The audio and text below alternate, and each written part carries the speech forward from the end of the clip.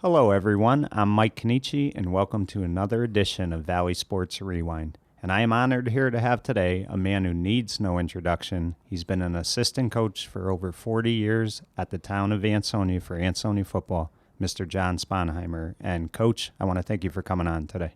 It's great to be here, Mike. Looking forward to it. Thank you. You know, John, if I'm not mistaken, you grew up in Derby, correct? Yes, As a I kid, did. right? Yes, I did. And then you went to high school at Notre Dame of West Haven, That's correct. right? And if I'm not mistaken as well, you were also on a undefeated team your sophomore year when Buddy Chernovitz was the quarterback for Notre Dame. Yes, I was. Right. So basically, how did Ansonia football come about for you? Were you interested in coaching? Had you coached anywhere prior to that? No, I had the way it happened. I was very good friends with Jimmy Delavolpe for a number of years, and I was downtown in Ansonia, and I was talking to his dad, his late father, Vin Delavolpe, who was also talking to a fellow named Joe Cardella. And Joe Cardella was a member of the Board of Education in Ansonia. And as it turned out, there was an opening to be one of the freshman coaches at Ansonia that year. It was in 1972. Right. And I had just taken the bar exam. I was waiting to become a lawyer, and they asked me if I wanted to just help out for a year. And I had known Bill McAllister. I worked with him in the summer of '67 doing some rigging work at a company that my father was involved in up in Waterbury. And Jack Hunt was going to be he was the returning freshman coach. And I would basically be his assistant. Right. And they asked me if I wanted to do it. So I said, I'll try it for a year. And 45 years later, I'm still here. Right. So basically, you didn't take this as a long-term thing. You thought maybe a year or two and you were going to get out of it pretty much? Basically, yes. Right. Now, let me ask you, you kind of came at a time, too, where Ansonia football was really starting to take off. They had some down years. Then around, I want to say the 71 season, they had bounced back from a pretty tough one. And little by little, they were starting to make their, run, that unbelievable run that they would have with Coach McAllister.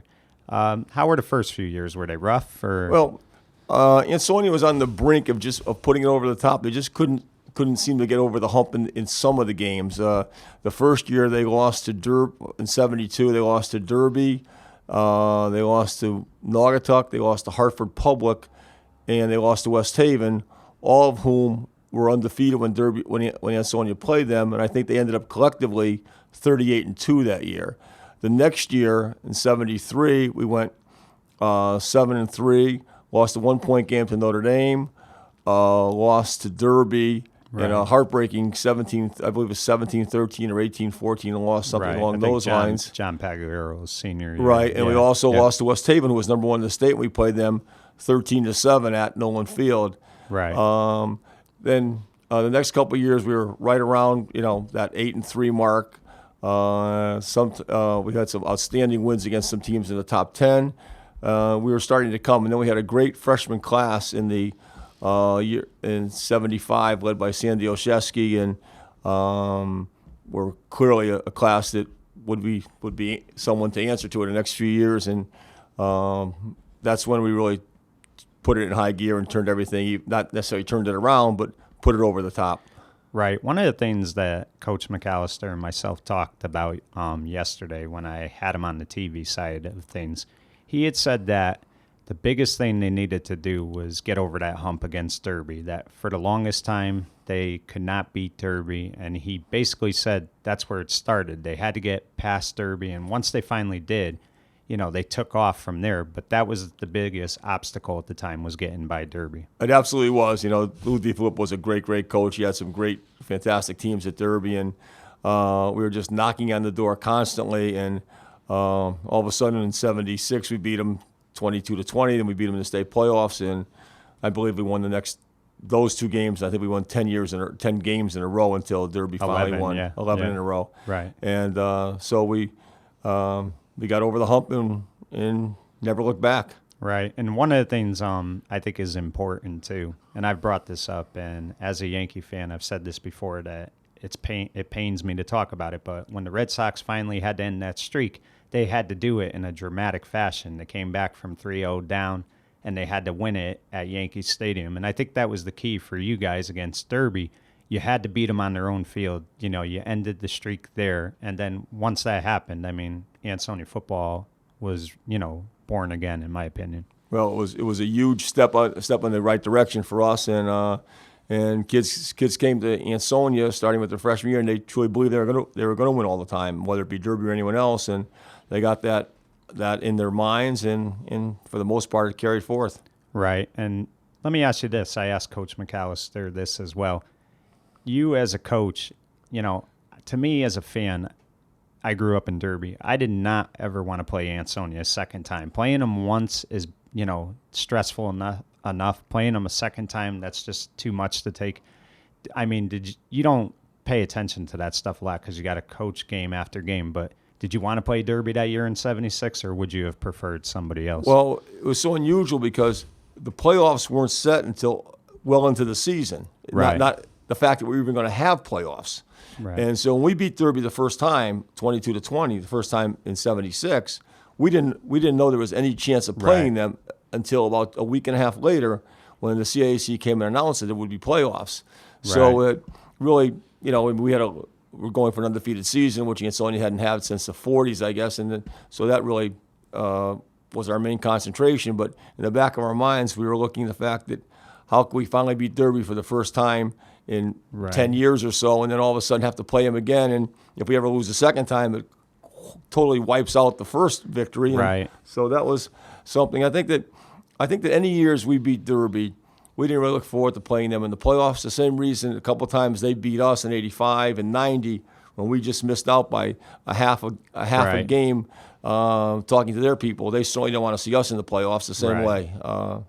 Usually when there was so much emotion involved in that game, it's a rough week to go through. If you beat the team one time, you certainly don't want to see them again.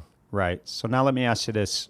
What year did you take over the freshman program? You had started in '72 with Jack. When did you officially become the head coach? Probably the next year. I mean, the way Jack and I did it, Jack did all the defense, I did all the offense in '72. Right.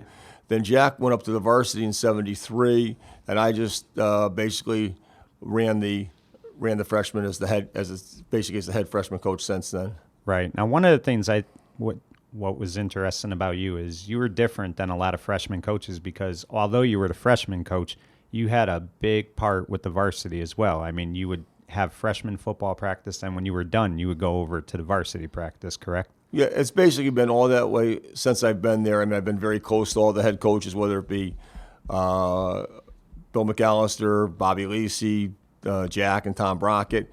And I've always been on the headsets during the game, so I've been fortunate to have a real presence with the varsity because the coaches have allowed me to, and it's made it that much more enjoyable. Right, and I think one of the things too, coaching freshmen, you're seeing a lot of the talent that's going to come up in a couple of years, in a year or so.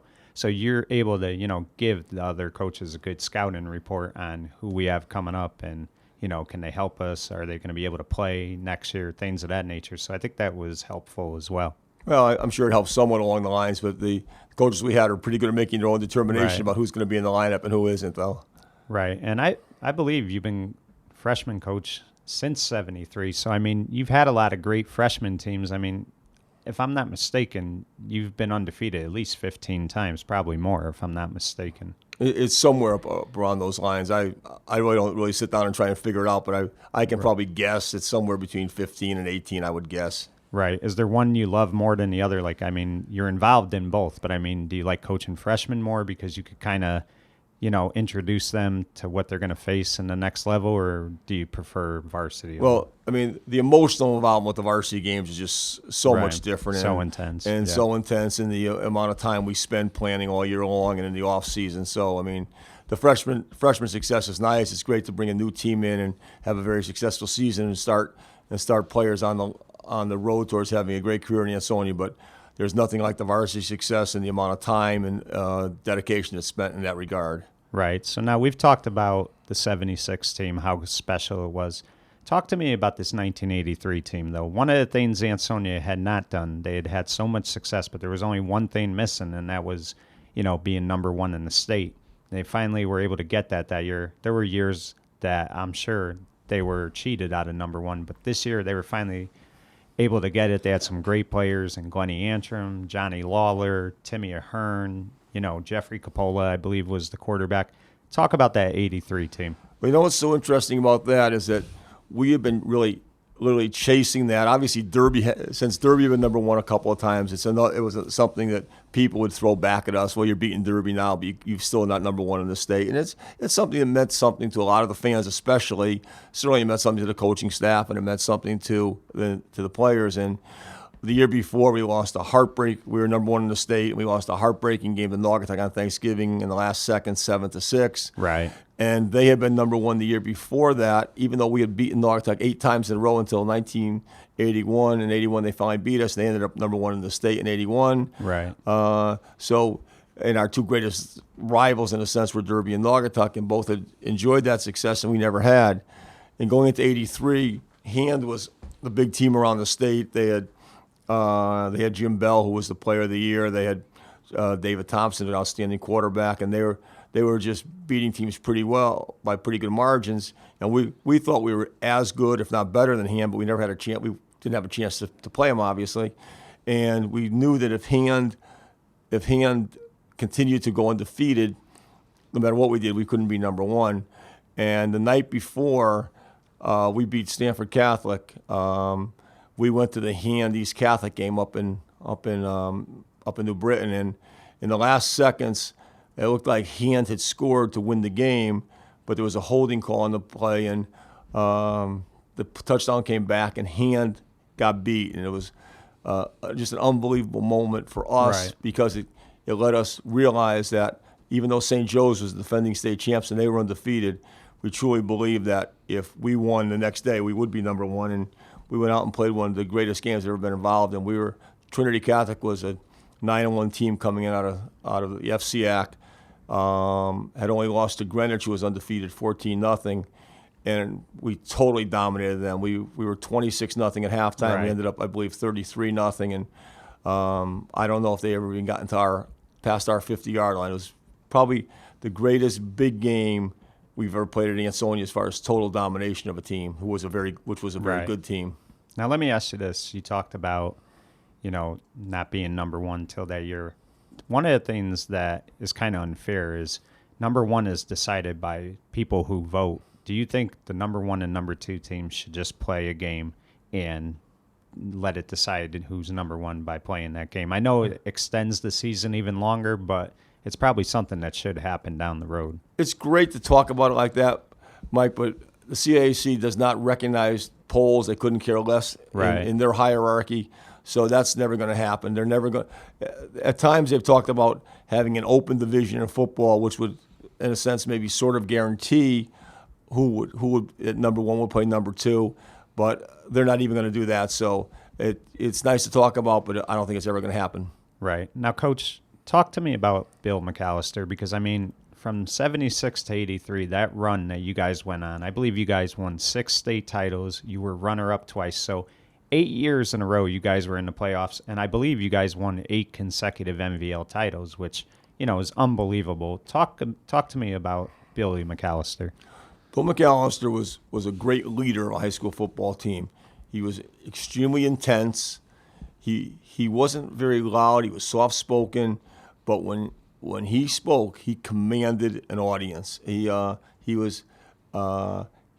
certainly got his point across. People walked on, players sometimes, and even assistant coaches walked on eggshells sometimes when he was not happy with the way things were going.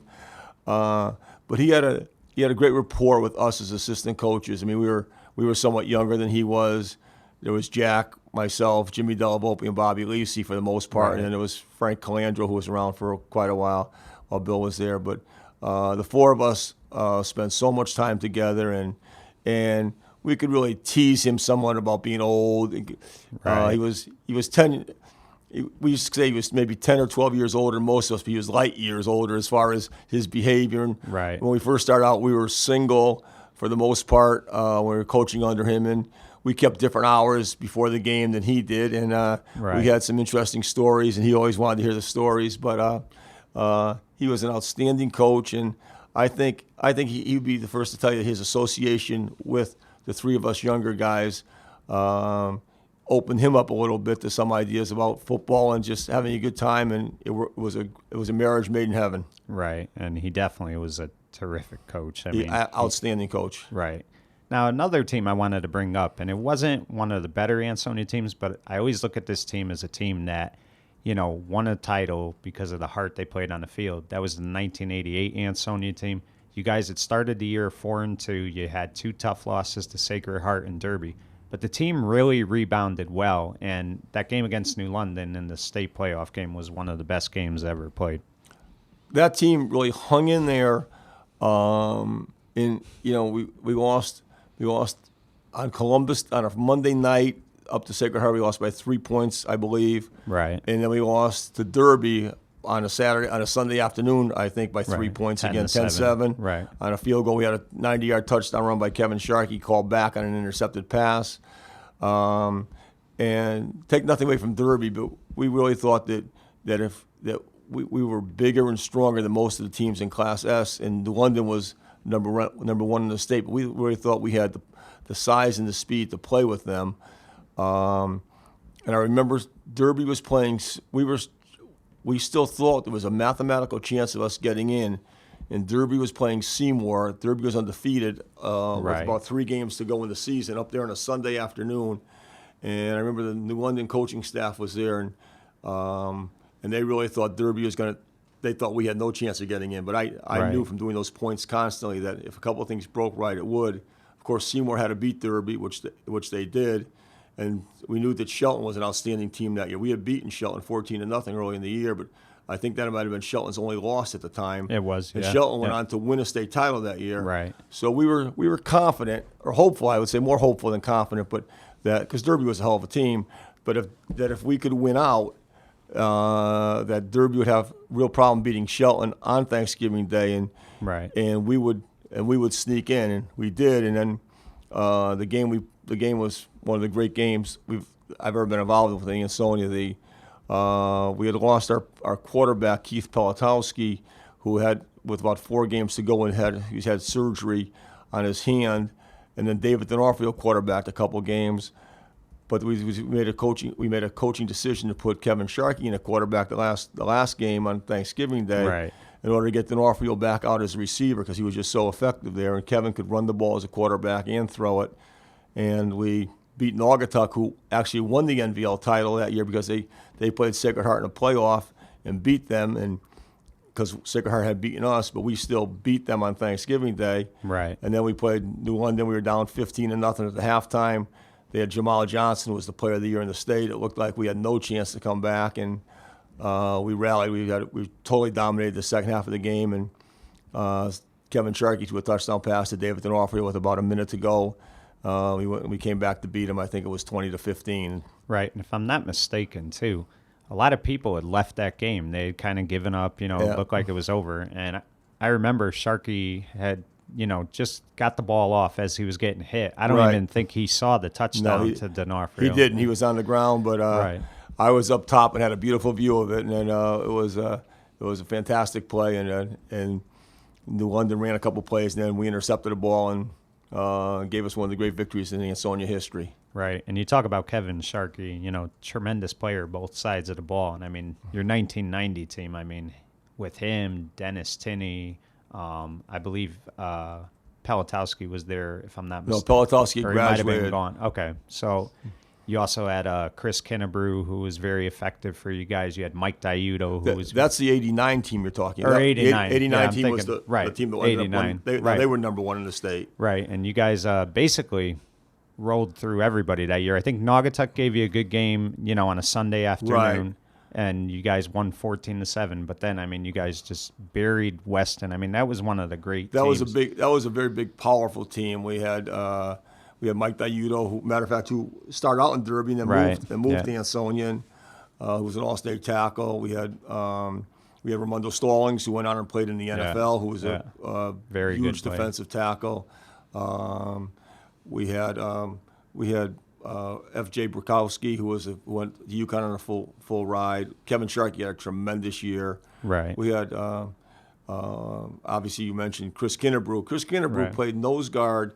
He was about 290 pounds, and he was a fullback who ran for over 1,000 yards. And he also did some kicking, if I'm not mistaken. Yeah, but when Kevin Sharkey would run that lead with Chris Kinnebrew as the lead fullback, it gave Kevin a little room to make when you were a high school linebacker trying to take on Chris Kinnebrew was pretty tough. Right. And then, the 90 team, although they didn't make the playoffs and they had that one loss to Derby, that was a great 90 team. I mean, that 90 team was as good as anybody. And, I remember you guys playing Naugatuck Thanksgiving, and Naugatuck was undefeated. I think they were number 2 in the state. And you guys just, came out that day, and I think you beat them 19-7, maybe 20-7. And, I mean, that 90 team, although it doesn't get mentioned a lot, that was one of the better Ansonia football teams. Whether it be for Derby, Shelton, starting like in the 80s and through the 90s, when there were so many times that teams ended up with one loss and didn't make the playoffs, and that was just a tough situation. It happened to us in 90 and 93. We were 9-1 and didn't make the playoffs. I think Derby in '87, they came back and had a huge win against Shelton, and I think they only lost to us that year. 21-13, I believe. Right. Shelton in some of the 82, 83, 84 seasons might have only had one loss, only to us. Yeah. Well, as a matter of fact, Jeff Roy, who's the coach now, played on those teams. They had some tremendous teams, and they didn't make the playoffs with only one loss. So, and we beat Naugatuck in 90. They didn't get in with one loss. Right. We beat them in 94. They didn't get in with one loss. And that was a great team. Now at least the playoffs, you're virtually guaranteed with one loss you're going to be in with 8 in a class. Sometimes 3 gets you in. Sometimes 3 gets you in. I mean, sometimes it evened out. We got in with 2 losses in '88 and won a state title, and didn't get in with 1 loss in '90 and '93. Right. But now the inequities are sort of balanced, I really think, and there's a real chance that the best teams get a shot at winning the title. Right. Now, let me ask you this. After the '85 season, Coach Lisi resigned. He had gotten a job, I believe, as the coordinator of special education. He wasn't able to be a head coach anymore. You had a guy, Doug Morrell, come in. It didn't work out for whatever reason, but that whole coaching staff had basically left except yourself. Did you just want to continue coaching? I mean, did you think that was really it for Jack and those guys, or did you? I really thought it was. I wasn't sure what was going to happen as far as I was concerned. I thought it was done for Bobby, for Dell, and for Jack. And I stayed on. I coached the freshmen, still worked with the varsity. And as a matter of fact, we had a great freshman team. It was a team that went undefeated, and the team that ended up as number 1 when they were seniors. Right. But there were just some things which just weren't Ansonia football. We did the best we could to try and keep it together with the new group, but it just didn't happen. And after the resignation, Jack came out of retirement, applied for the job.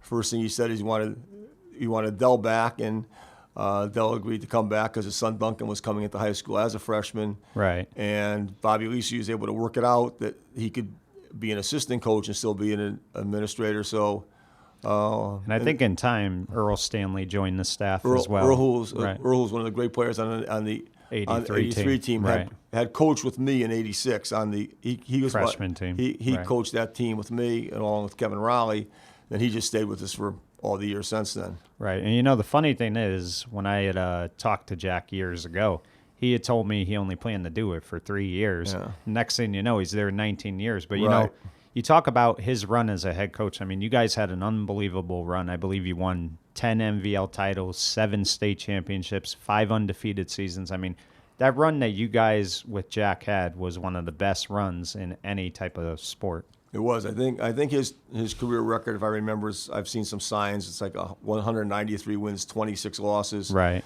And his record in Valley football games, which were wars, and he coached against some outstanding Shelton, Derby, Seymour, and Woodland teams.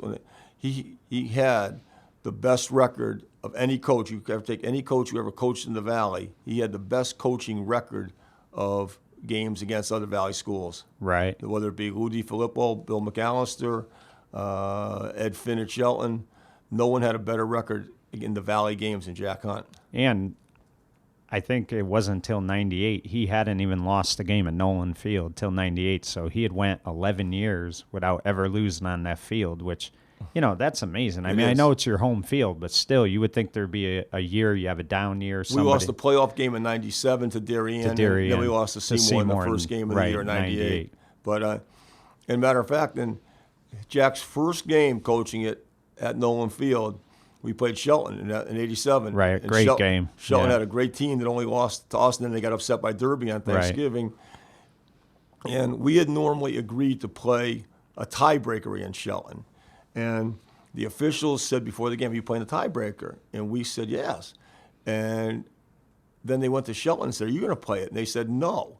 So with that, they put the ball in to kick it off, and the official came over and said, "No tiebreaker." And so we couldn't get the athletic directors in time to agree, so it was going to be no tiebreaker. So Shelton was just hammering us the whole game. We were hanging in there. We came back and we scored with a minute to go in the game. We were getting beat, I believe, 7-0. Right. Came back and scored, and had there been a tiebreaker, we had a very good kicker that year, we would have kicked the extra point and gone into overtime. Right. Because there was no tiebreaker, we played for the win.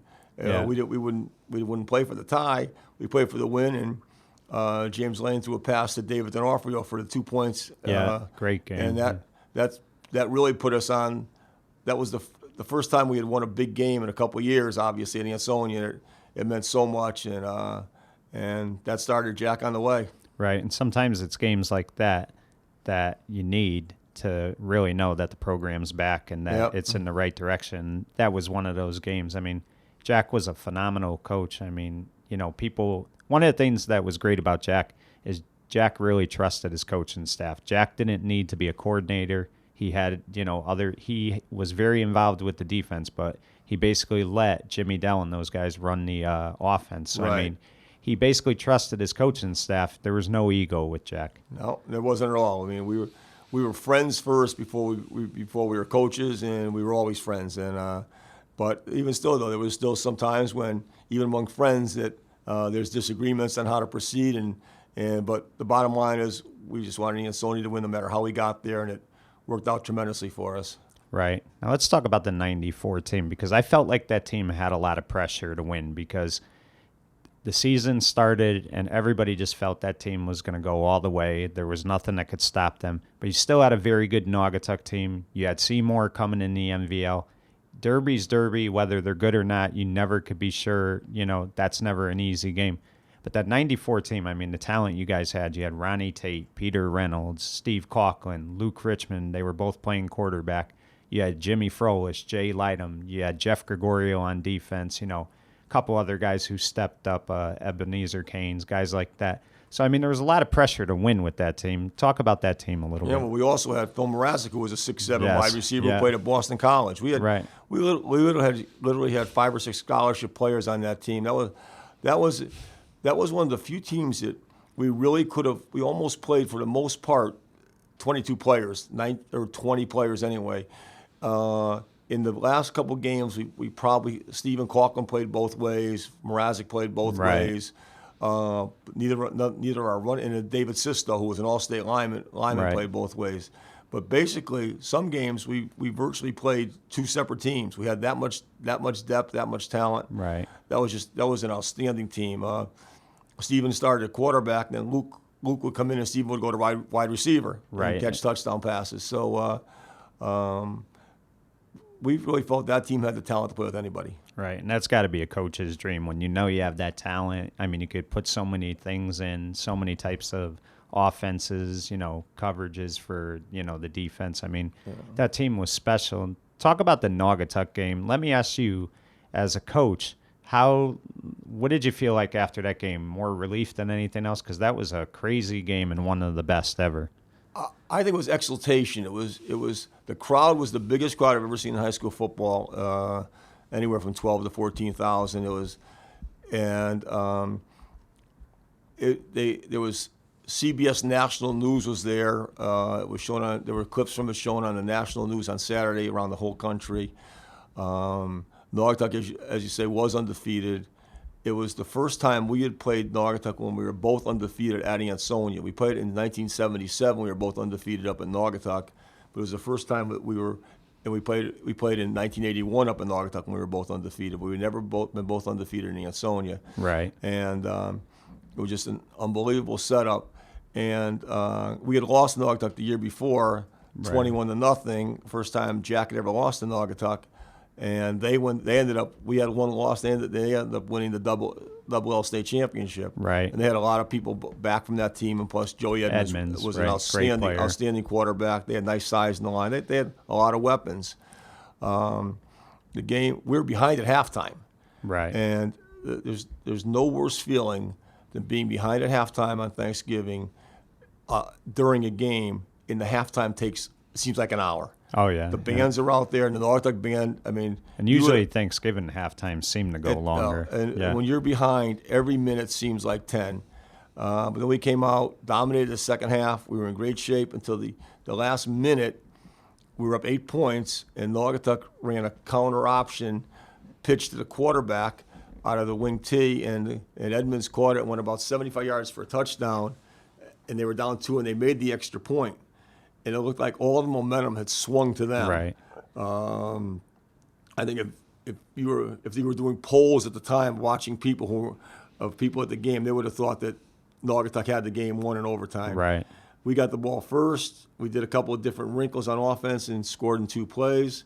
And then they got the ball at the 10-yard line, and we held them. And that play by Jason Jabina was one of the great plays of all time, making the sack to end the game. Right, Joe. Joey Edmonds faked it, ran a naked reverse pass into the short sideline to the Naugatuck bench sideline.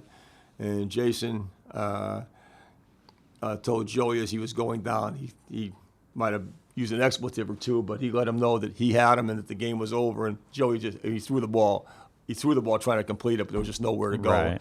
It was just because Jason was right in his face. But Joey Edmonds was a great player. And right. Coach Peters, great coach as well. He did a tremendous job. When you look at the record that Ansonia's had against Naugatuck since we started, beginning in '73 when we won for the first time in maybe 3 or 4 years, and I think they've only beaten you 6 times since. It hasn't been 81 season. Right. It hasn't been too many. I know that. And usually, against Naugatuck, when you guys lose a game to them, they don't usually beat you for about another 10 or 11 years. That's what it feels like. Well, we hope that can continue. Right. We hope we don't have a loss where we have to start another streak. Right. Now, you go into the Bloomfield game, and, you guys were not going to lose that game. You were just too talented, and after going through that Naugatuck game, it was destiny. You guys went out there, I believe you beat them 54-14. But you guys had quite a relationship with Bloomfield and their head coach, and because of that relationship with that head coach and some of the things he's done is the reason the 50-point rule has been implemented. But let me ask you this.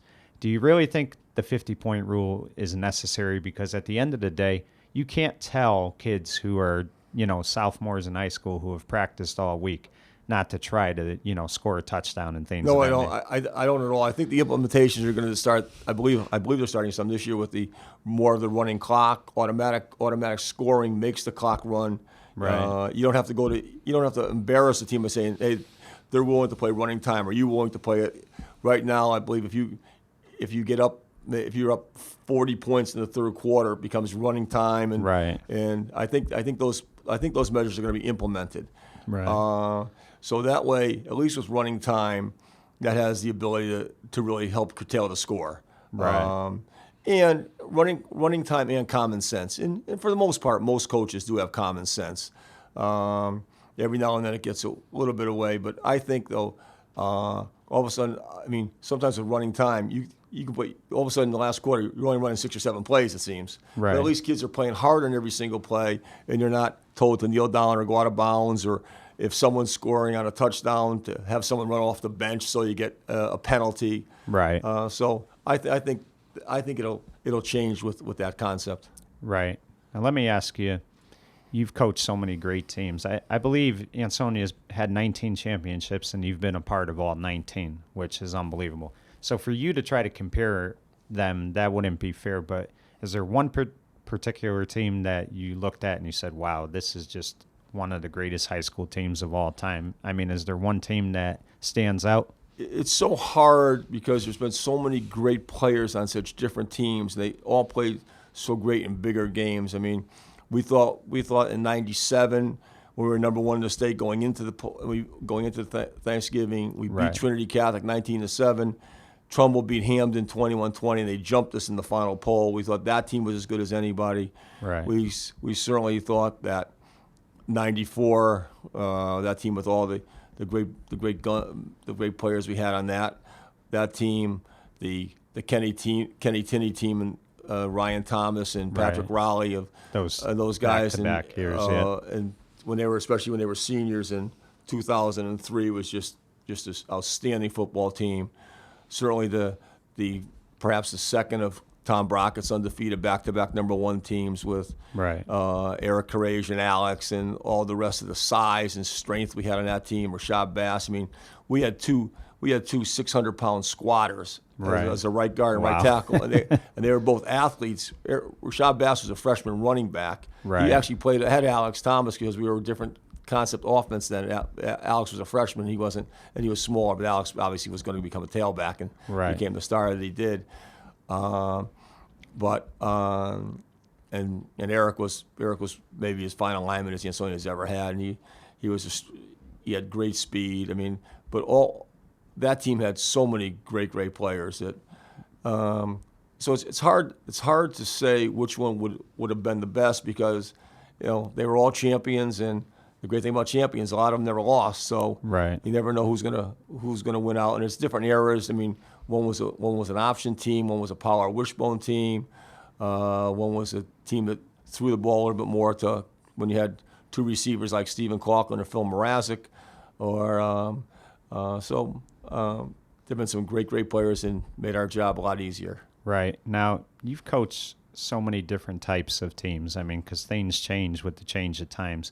Is there any one particular change that you've seen, though, that you scratch your head with and say, we really don't need this in high school football or things of that nature? I know now they're trying to prevent concussions a lot, so they're taking different measures. Like, I believe teams can't practice in pads if they have a bye week. Is that true? I mean, well, there's a week. Basically, there's a week during the middle of the season in which virtually everybody has a bye week, and you more or less you're given a week off to rest your body, rest your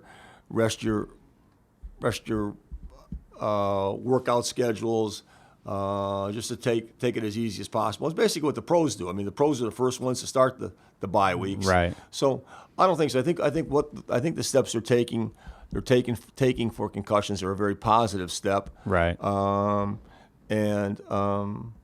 think that in high school there are some concussions, but it's nowhere near what you found in the pros in college because obviously you're dealing with bigger, faster, stronger players each level along the way. But I think that the bye week is a good concept because first of all, lets injured players have a better chance of coming back, and it gives coaches a chance to recharge their batteries and get ready for basically the second half of the season. Right. Now, let's talk about Tom Brockett a little bit. He had to replace a legend. That's never easy to do. But was there a time where you guys, when Jack was leaving, were you, Bobby, and I believe Dell was gone by then, but yourself and Bobby, did you guys ever think about leaving with Jack maybe this was the time to finally end it, or you just want to continue to coach? Well, Tom had been the offensive coordinator. He'd been on our staff starting. He was a volunteer, I believe, in 2000. Became the offensive coordinator in 2001 and was with Jack 2001, 2, 3, 4, and 5. And he did a tremendous job as an offensive coordinator. He was totally involved in the program, ran the weightlifting. He was, and Bobby and I were just, we still love being involved with the Ansonia football. We had 100% confidence in Tom that he would be an outstanding coach, and he certainly is. And so, I mean, at that point in time, both of us, just wanted to keep. We went 7-3 in Jack's last year. We knew that we didn't perhaps have some of the weapons that we had in previous years. We had gone undefeated in 2002, 2003. Right. 2004, we had got beaten in the playoffs. We had a pretty good run. 2005, we were an extremely young team. We didn't have probably the number of skilled players in our senior class that we've had previously, but we knew coming into 2006 and going on from there that we'd have a chance really to make a run again. So we we're 100% confident to coach with Tom Brockett, who's one of the great coaches in Connecticut history at a young age. Right, and that's what's great about Jack is he could have stayed on 2 more years. He was going to have teams that were ready to win, but he knew by leaving in 2005 that was the right way to do it, because you don't want the new coach to have to come in and basically have a rough year his first year. And I thought that was great that, he passed it over to Tommy, and, those first 2 years, Tommy was able to really, come in and transition nicely. Yes, he did. He did. Jack knew he was leaving a great setup, and but he realized also that his time had come. He was happy to step down, but he was also even happier to leave the program in the hands he left it in. Right. Now, you're going to be entering, I believe, your 45th year, if I'm not mistaken, maybe 46. 45th. 45th. Yeah. Team's probably going to be very good again, competing for the MVL title. But do you see yourself 5 years from now still coaching, or do you think the time will come where you finally step aside? I'd certainly be surprised if I was coaching 5 years from now, but I can't honestly say that this is my last year or next year's my last year. I just don't know. Do you take it as the season goes? Like, do you reassess everything when it's the off season, or if you feel like you want to keep doing it, you just keep doing it? Yeah, I have a pretty good idea. I mean, I think I still want us to be as successful as I ever have. I still am willing to put the time in. I'm still as enthused as I've ever been as far as the upcoming season. So I'm happy I'm still here. Right. Fans could be great, but at the same time, fans have an attitude that, what have you done for me lately? And all the success you guys have had, do you ever feel like, nothing is ever good enough, though? I mean, you guys had the 48-game winning streak. It ends against Newtown, and, you had a lot of fans who were disappointed. But, I mean, you guys have had such a tremendous run that nobody should ever complain, but you're always going to get fans that do. I mean, is it just nobody could ever be satisfied in a town like yours where you guys are just so good that they expect to win every year? Well, I mean, for the most part, the Ansonia fans are great football fans. I mean, there's always one or two who might have something to say, Right. but I think that's true in any town, no matter how successful you are. Right. And well, I mean, yeah. I mean, they used to give it to Jack sometimes. Yeah, Jack would tell you, yeah. And but basically, we're very happy with the way the fans are. They support for the most part, support us tremendously. They support our players, and if one or two are a little disgruntled, we'll put up with it and move on. Right, exactly.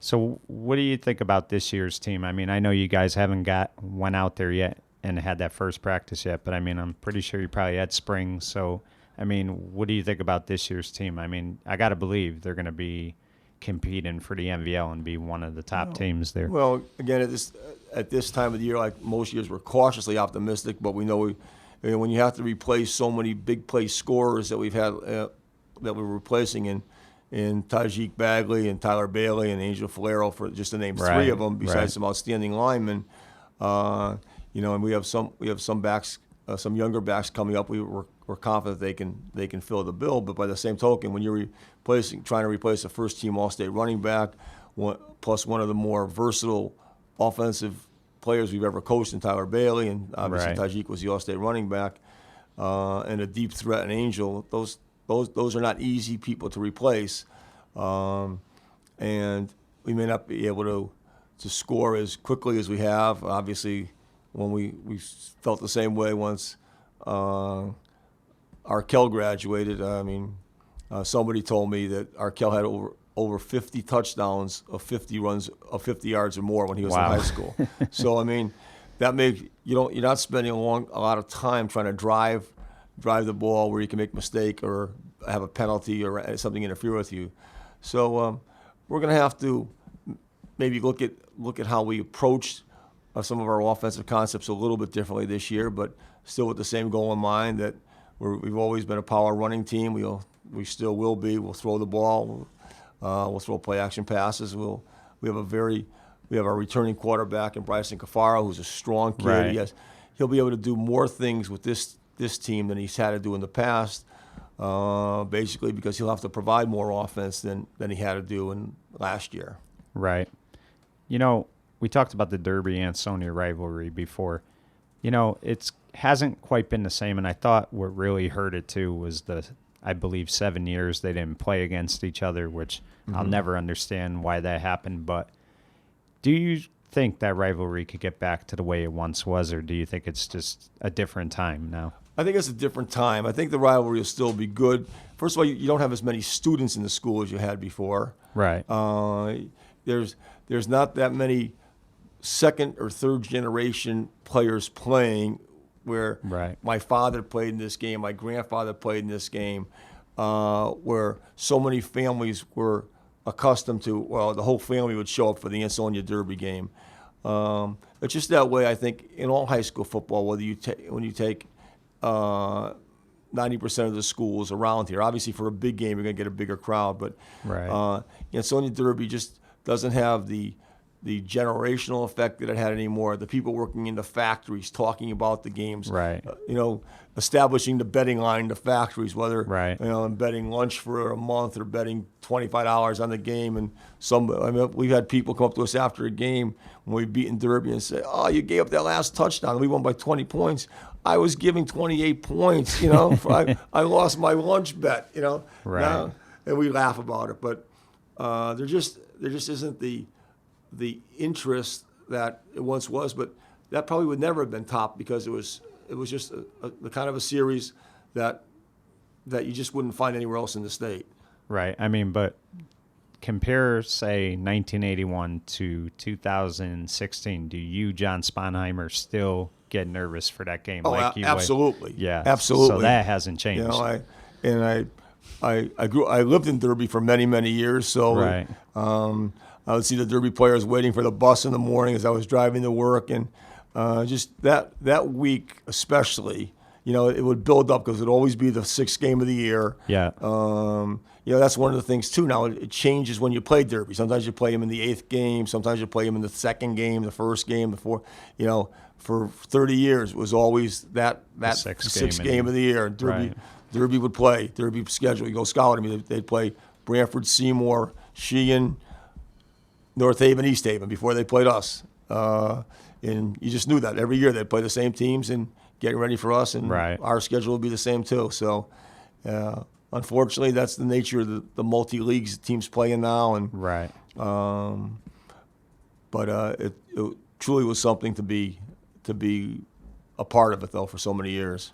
Can you ever see Ansonia and Shelton renewing their rivalry again, or do you think that's done? I mean, I know they scrimmage every year, but it's not the same thing. Can you ever see a time where that rivalry will return? I think it's done only because of Shelton. Both teams are in leagues where you have to play your opponents. Right. You don't get a chance even to do an outside game. You'd have to have both leagues allowing teams to do an outside game, and I just don't see it happening. No. It was a great rivalry. I mean, we had an unbelievable run. Shelton's been a great team.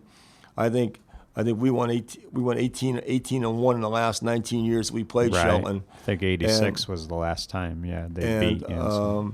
And I mean, they've had great teams since then. We probably wouldn't have had an 18 and 1 record against them, but by the same token, they had a lot of great teams during the year when we were 18 and 1. So we would have loved to have had the rivalry continue, but it just wasn't possible with the new league.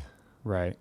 Obviously, championships mean a lot to you guys, but let me ask you as a coach, what has been the most rewarding thing for you in these 45 years as a coach? My involvement with the players, their families. I've coached so many fathers and sons. I haven't coached any grandfathers and grandsons yet, but who knows? But just my involvement with seeing them grow, become parents themselves, to see them become successes in this world, and just the interaction with the individual players for generations. Right. I just want to throw a couple names at you, and you just give me an opinion. Start with Jim Delavope. Jimmy Delavope's been a friend of mine since high school. I competed against him. He was a great offensive mind. He came on. When I became the head freshman coach in '73, there was a job opening for another freshman coach, and I actually brought Jim Delavope onto the staff. and he became my assistant. Halfway through the season, there was a shakeup on the varsity staff, and he went up to the varsity. But he was a great part of Ansonia football, and we were so fortunate that he came back and was part of Jack's early run to success. Bobby Lisi. Bobby Lisi, one of the most dedicated coaches I've been around. Truly someone who cares so much about the players he coaches. He, as a teacher in the school system and an assistant principal, he was the point man in the high school for so many years. He's the defensive coordinator now. He's still if I'm starting for my 45th year, I think this is his 43rd or 42nd. Wow. And he still has that same enthusiasm, same intensity that he brought with him the first day. Matter of fact, the reason he got on the staff was that after Jimmy Delvopi came on that year, about 2 weeks into practice, he says, "There's a friend of my brother's who goes to Southern Connecticut. He just graduated, or he is graduating. He wants to get involved with football. He'd like to help out." I said to Del, I asked him, "Who's his name?" He said, "Bobby Lisi." I said, "I don't know him, but if you say, have him come and be volunteer." Oh, wow. And so then halfway through the season, when Del went up to the varsity, Bobby became my assistant and stayed there up until '78 when he went with the varsity. Wow. Bill McAllister. Just the kind of man you're fortunate enough to be with, consider a friend, kind of guy you'd want in your foxhole. It's tough, dedicated, great father, great coach, just a great person to be involved with. Earl Stanley. Great athlete, great player to have coached in high school, tremendous competitor, great guy to coach with. He's funny, but he's intense, and he has a great desire for Ansonia to succeed. Right. And finally, Jack Hunt. Jack Hunt. I played basketball against Jack Hunt in high school. I played softball with him for a year or two. I knew him. I played a lot of golf with him.